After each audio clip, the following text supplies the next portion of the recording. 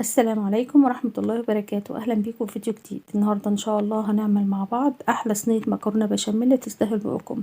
بس لو حابة أفكركم يا ريت ندعي لإخواتنا ربنا ينصرهم ويثبت أقدامهم، وكمان ما ننساش نصلي على حبيبنا المصطفى، اللهم صل وسلم وبارك على سيدنا محمد وعلى آله وصحبه وسلم.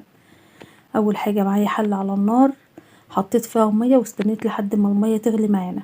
بعد كده نزلت بكيس مكرونة وحسب بقى الكمية اللي هتعمليها. نزلت بكيس مكرونة وضفت للمية شوية ملح. هستنى بقى لحد ما المكرونة بتاعتنا تستوي معايا 3/4 سوا كده.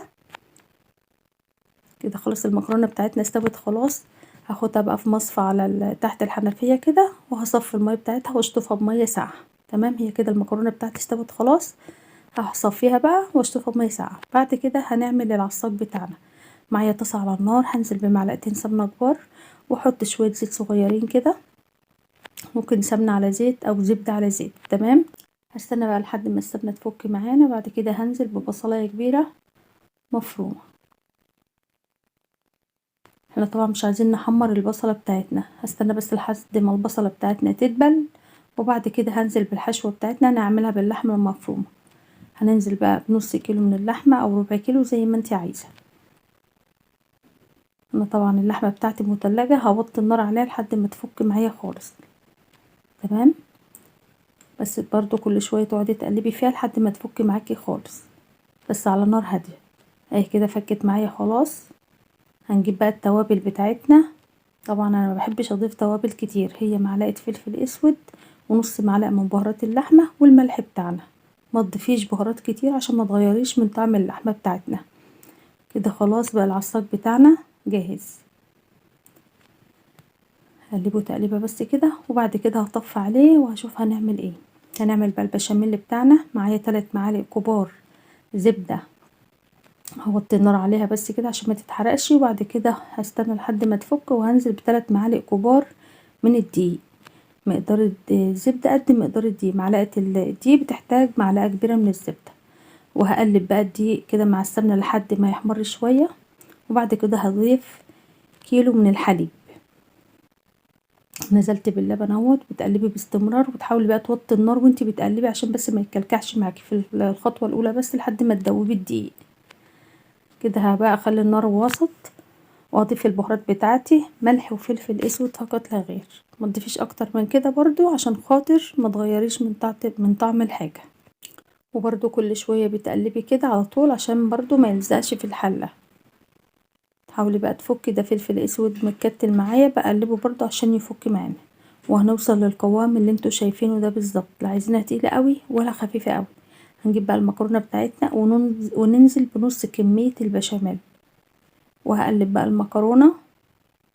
يبقى كده نزلت بنص كمية البشاميل اللي انا عملته على المكرونة كلها. هقلبه بقى تقليبة كويسة جدا زي ما انتوا شايفين كده. كده تمام. هنجيب بقى الصينية بتاعتنا مقاس 20 في 30 او اي صينية مدورة عندك. تمام، هنجيب بقى شوية كده من البشاميل ونوزعهم كده بالمغرفة كده في قاع الصينية.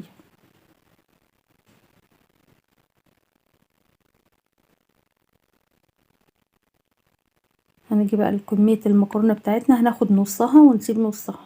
هاخد نصها كده افرشها في الصينية من تحت. حاولي بس توزعيها كويس عشان ما تبقاش حتة عالية وحتة واطية.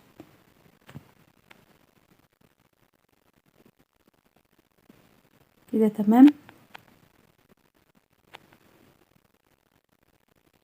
هنيجي بقى للعصاج بتاعنا ونحط العصاج بتاعنا كده في النص. حاولي بقى توزعي عليها كلها، وزي ما قلت لكم بقى حابه تعملي بدل العصاج ده تعملي عصاج بالفراخ ماشي. ممكن عندك صدق ماشي، اي حشوه تحبي تفضليها حطيها. بعد كده هجيب النص المكرونه التاني وهحطه كده برضو على الوش. حاولي بقى توزعيه كويس.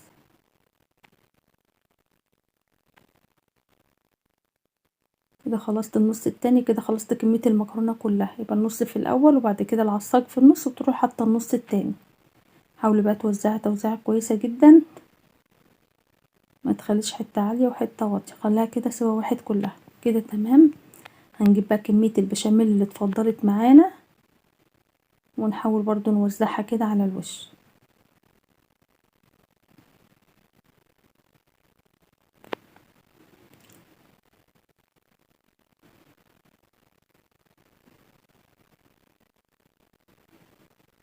هتاكلي احلى صينيه مكرونه بشاميل. لو وصلتوا بقى هنا لحد الفيديو يا ريت ما تبخلوش عليا باللايك الجميل بتاعكم وتشتركوا في القناه لو عجبكم الفيديو، وخدوا جوله كده في القناه هتعجبكم ان شاء الله. كده وزعت البشاميل زي ما انتوا شايفين كده.